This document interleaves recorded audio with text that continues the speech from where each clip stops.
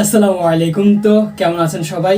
Poco nice name. Poco X3 Pro नाम तो सुना ही होगा। वेल আজকের ভিডিওতে আমরা Poco X3 Pro এই মোবাইল ফোনটার বড় ভাই Poco X4 Pro 5G এই মোবাইল ফোনটা নিয়ে কথা বলবো এবং আজকের ভিডিওতে যারা একদম লাস্ট পর্যন্ত কন্টিনিউ করবেন তারা এই মোবাইল ফোনটার ভালো দিক এবং খারাপ দিক সহ বাজেট অনুযায়ী মোবাইল ফোনটা কেমন হবে সম্পূর্ণ বিস্তারিত জানতে পারবেন। পুরো ভিডিও নিয়ে আমি থাকছি L.M.J Ibrahim আর আপনারা দেখছেন L.M.J Ibrahim's Gijutsu। যারা নতুন রয়েছেন প্লিজ সাবস্ক্রাইব করে আমাদের পরিবারের একজন সদস্য হয়ে যাবেন। So without wasting any more time, let's get started.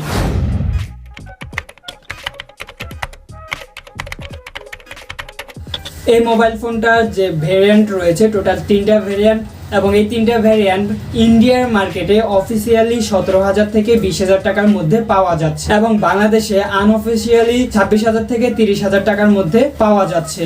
So এই প্রাইস পয়েন্টটা বিবেচনা করে কিন্তু আজকের এই মোবাইল ফোনটার ভালো দিক এবং খারাপ দিকগুলো আমরা আলোচনা করব এবং সর্বপ্রথম কথা বলে নিব মোবাইল ফোনটার বক্স কন্টেন্ট নিয়ে। ওয়েল বক্স কন্টেন্ট হিসেবে মোবাইল ফোনটাতে আমরা পেয়ে যাব প্রথমেই কিছু কাগজপত্র, বই খাতা যেগুলো আমরা কেউ পড়ি না, দেন ট্রান্সপারেন্ট ব্যাক কভার যেটা আসলে জোস একটা কভার, এই প্রাইস বিবেচনায় মোবাইল ফোনটার সাথে আসলেই যায়, then sim ejector tool and type C cable, সাথে থাকছে একটা big charger. By the way ভালো লাগার বিষয় হচ্ছে আমরা এই মোবাইল ফোনটার বক্স কন্টেন্ট হিসাবে একটা চার্জার পেয়ে যাচ্ছি। নাও তো ভাই বর্তমান সময়ে বক্সের চার্জারই পাওয়া যায় না। সঠিক বলেছেন। By the way box content নিয়ে আমি স্যাটিসফাইড অ্যাট লাস্ট এই প্রাইস পয়েন্টে। ওয়েল কথা বলে নিব মোবাইল ফোনটার ডিজাইন এন্ড বিল্ড কোয়ালিটি নিয়ে। সত্যি বলতে এর লুক বা ডিজাইন নিয়ে কথা বলতে গেলে আমি জাস্ট একটা কথাই বলবো, ওয়াও। বাই দ্য ওয়ে এই মোবাইল ফোনটা যে ব্যাক প্যানেলটা আছে বা রেয়ার প্যানেলটা রয়েছে সেটাকে যদি আপনারা একটু নাড়াচাড়া করেন তাহলে পিছনে এক্স দেখতে পাবেন। ওটা না রে ভাই, বিষয়টা একটু ব্যাখ্যা করবেন। মানে হচ্ছে এই মোবাইল ফোনটার ব্যাকে আপনারা যখন একটু মোবাইলটা নাড়াচাড়া করবেন তখন এক্স প্যাটার্ন লুক বা ডিজাইন আপনারা লক্ষ্য করতে পারবেন। দেখতে সত্যি অসাধারণ লাগে। At last Poco X3 Pro এই মোবাইল ফোনটা থেকে অনেক গুণ বেশি ভালো রয়েছে।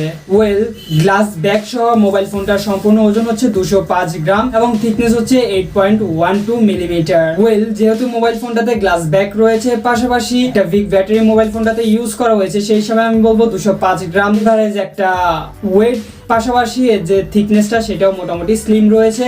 আর হ্যাঁ, এইটাই এই Poco X সিরিজের সবচেয়ে থিনেস্ট এবং lightest mobile phone. Well mobile ফোনটাতে পাশাপাশি থাকছে IP53 এর ডাস্ট এন্ড স্প্ল্যাশ রেসিস্ট্যান্ট। সব মিলিয়ে ডিজাইন এন্ড বিল্ড কোয়ালিটিতে আমি বলবো তেমন কোনো কমতি আমরা লক্ষ্য করতে পারবো না। পাশাপাশি পোর্শন বাটন যেগুলো থাকার কথা সবকিছুই রয়েছে এন্ড ডিজাইন এন্ড বিল্ড কোয়ালিটিতে আমি স্যাটিসফাইড। কথা বলে নিব মোবাইল ফোনটার ডিসপ্লে সেকশন নিয়ে এবং ডিসপ্লে সেকশনে আমরা মোবাইল ফোনটাতে পেয়ে যাব 6.67 ইঞ্চ একটা সুপার অ্যামোলেড প্যানেল। এটাতে থাকছে 120 হার্টজ রিফ্রেশ রেটের সাপোর্ট, পাশাপাশি 360 হার্টজ টাচ স্যাম্পলিং রেট এবং থাকছে সর্বোচ্চ 1200 নিটস পিক ব্রাইটনেস। সব মিলিয়ে আপনারা যখন মোবাইল ফোনটাকে ইউজ করবেন super AMOLED plus 120 hertz refresh rate হওয়াতে আপনারা একদম পারফেক্ট ভাবে মোবাইল ফোনের ডিসপ্লে সেকশনটাকে ইউজ করতে পারবেন। একটা ভালো আউটপুট আমরা ডিসপ্লে সেকশন দিয়ে পেয়ে যাব। এই মোবাইল ফোনটাতে যেমন ইনডোরও ব্রাইটনেসের ঘাটতি থাকবে না, ঠিক তেমনটা বাইরেও আমাদের ব্রাইটনেসের ঘাটতি থাকবে না। আশা করি আপনারা ভিডিওতে সম্পূর্ণটা ক্লিয়ার হয়ে যেতে পারছেন। এবং এই মোবাইল ফোনটার ডিসপ্লে সেকশনে প্রোটেকশন স্বরূপ থাকছে কর্নিং গরিলা গ্লাস 5 এর প্রোটেকশন। সব মিলিয়ে আমার কাছে ডিসপ্লে সেকশনটা অনেক ভালো লেগেছে, বিশেষ করে ভিউ অ্যাঙ্গেল দিয়ে আমি অনেক স্যাটিসফাইড। বাট এখানে একটা খারাপ দিক রয়েছে, আপনি এই মোবাইল ফোনটা ডিসপ্লে সেকশনটা যতই বড় হোক না কেন, যতই ফুল HD+ রেজুলেশনের হোক না কেন, আপনারা এখানে 1080p এর উপরে ভিডিও প্লে করতে পারবেন না। কেন প্লে করতে পারবেন না সেটা নিয়ে আমি আরেকটু পরে আলোচনা করব। সো ডিসপ্লে সেকশন দিয়ে সবকিছু ঠিকঠাক থাকলেও আমি এই দিকটা দিয়ে আসলে একটু পিছিয়ে থাকবো অ্যাকচুয়ালি। বাট 1080p এর উপরে দিয়ে লাভ কি ভাই? আপনারা তো এই 360p তেই এই ভিডিওটা দেখবেন, তাই না? নিঃসন্দেহে তুই ঠিক কথা বলেছিস। By the way display section দিয়ে এই একটা ব্যাপার ছাড়া সবগুলা দিকে আমাকে স্যাটিসফাই করতে পেরেছে, চালিয়ে নেওয়ার মতো এই বাজেটে।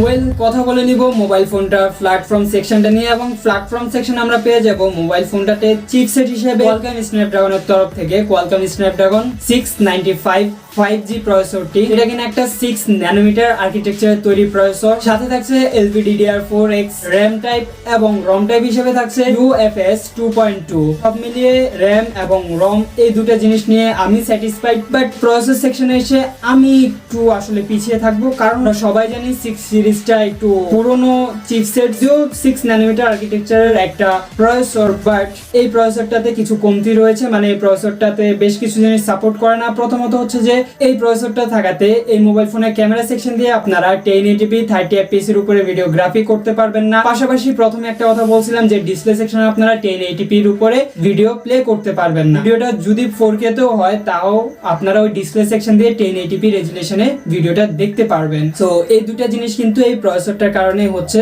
সো আই থিংক প্রসেসর সেকশনে যদি আরেকটু ভালো কিছু ব্যবহার করা হতো তাহলে বেটার হতো, বাট যেটা রয়েছে সেটা আমি বলবো বাজেট বিবেচনায় ওকে লেভেলের রয়েছে। এছাড়া এই মোবাইল ফোনটা যে আন্তত স্কোর আপনারা স্ক্রিনে দেখতেই পারতেছেন, আর আশা করি বুঝে নিয়েছেন যে এর থেকে আমরা কতটা ভালো আউটপুট পেয়ে যাব। এই মোবাইল ফোনটাতে ইউআই হিসাবে ইউজ করা হয়েছে MIUI 13 বেসড অন অ্যান্ড্রয়েড 11। এই যে এই মোবাইল ফোনটাতে অ্যান্ড্রয়েড 12 এর সময় অ্যান্ড্রয়েড 11 আমরা পাচ্ছি, জিনিসটা আসলে একটু দুঃখজনক ব্যাপার, বাট হোপফুলি যেহেতু ফোনটা রিসেন্টলি লঞ্চ হয়েছে ইন্ডিয়ান মার্কেটে, ইন্ডিয়ান ভ্যারিয়েন্টের কথা বলছি, সো আশা করি খুব শীঘ্রই ব্র্যান্ড সেটাকে আবার একটা আপডেট করে দিবে। সো যখন আপডেট করে দিবে তখন আমি বলবো যে একদম পারফেক্ট হবে, এর আগে একটু পিছিয়ে থাকবে ফোনটা। সব মিলিয়ে প্ল্যাটফর্ম সেকশন দিয়ে আমি বলবো এভারেজ একটা প্যাকেজ ওরা আমাদেরকে শেয়ার করছে।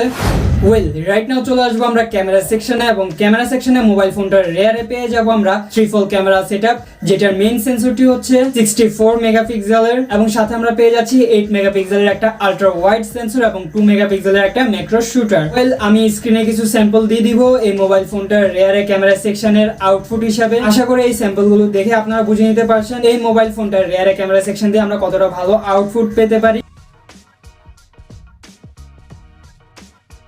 এবং এই মোবাইল ফোনটা সেলফি ক্যামেরা হিসেবে আমরা পেয়ে যাব 16 মেগাপিক্সেলের একটা সেলফি ক্যামেরা, আমি বলবো যেটা কিনা একদম এভারেজ একটা আউটপুট আমাদেরকে দিতে পারছিল। আই থিংক যদি এই মোবাইল ফোনটার চিপসেটটা আরেকটু বেটার হতো তাহলে এর ক্যামেরা সেকশন দিয়ে আমরা আরেকটু ভালো কিছু পেয়ে যেতাম, বাট যেহেতু বর্তমানে চিপসেটের শর্ট রয়েছে, সো আমি বলবো প্রাইস বিবেচনায় এবং চিপসেটের শর্ট দুটো জিনিসের কম্বাইন্ডে একদম এভারেজ রয়েছে।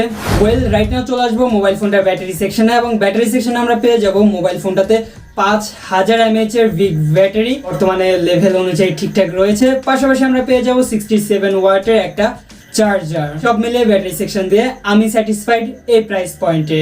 এই ছিল এই মোবাইল ফোনটার সম্পূর্ণ বিস্তারিত, এবং অবশেষে এসে যদি আমি প্রাইস বিবেচনার কাছে ভালো লাগে এবং খারাপগুলো যদি শেয়ার করি, এটাতে একটা ভালো কোয়ালিটির ডিসপ্লে রয়েছে। যদি আপনারা ভিডিও দেখতে খুবই পছন্দ করে থাকেন, ডিসপ্লে সেকশন দিয়ে একটা ভালো আউটপুট পেতে চান, তাহলে আমি বলবো মোবাইল ফোনটা আপনার জন্য। পাশাপাশি এর ব্যাটারি সেকশন দিয়ে, মানে ব্যাটারি বলেন চার্জার বলেন, দুটা দিয়ে আমি স্যাটিসফাইড ছিলাম এই প্রাইস সেগমেন্টে। এই কয়েকটা দিক দিয়ে আমি বলবো মোবাইল ফোনটা একদম পারফেক্ট রয়েছে, মানে প্রাইস বিবেচনায় আমাদেরকে অনেক ভালো কিছু উপহার দিচ্ছে। বাট যদি প্রাইস বিবেচনায় খারাপ লাগাগুলো শেয়ার করি তাহলে হবে প্রথম কথাই চিপসেটটা, এবং দ্বিতীয় কথা হচ্ছে যে অ্যান্ড্রয়েড 12 এর সাপোর্ট না থাকা। এই দুটা জিনিস ছাড়া আসলে আমার মোবাইল ফোনটা নিয়ে অভিযোগ করার মতো খুব একটা কিছু নাই। ওই যে কোনো কিছুই পারফেক্ট হয় না, সবকিছুতেই কিছু না কিছু কমতি থাকে, ঠিক তেমনি এই মোবাইল ফোনটা তো রয়েছে। তো এই ছিল আজকে ভিডিও। যদি ভিডিওটা ভালো লাগে যায় please give a Thums up, comment সেকশনে আপনার মতামত পেলে খুশি হবো, আর হ্যাঁ, প্রিয়জনদের সাথে চাইলে ভিডিওটি শেয়ার করতে পারেন। আর বাই দ্য ওয়ে, কোথায় যাচ্ছেন ভাই? 397টা সাবস্ক্রাইবার হয়ে গেছে, আর 3টে সাবস্ক্রাইবার লাগে 400 সাবস্ক্রাইবার হতে, সো সাবস্ক্রাইব করে দেন। সো দেখা হচ্ছে খুব শীঘ্রই নতুন কিছু নিয়ে। ভালো থাকবেন, সুস্থ থাকবেন, আল্লাহ হাফেজ।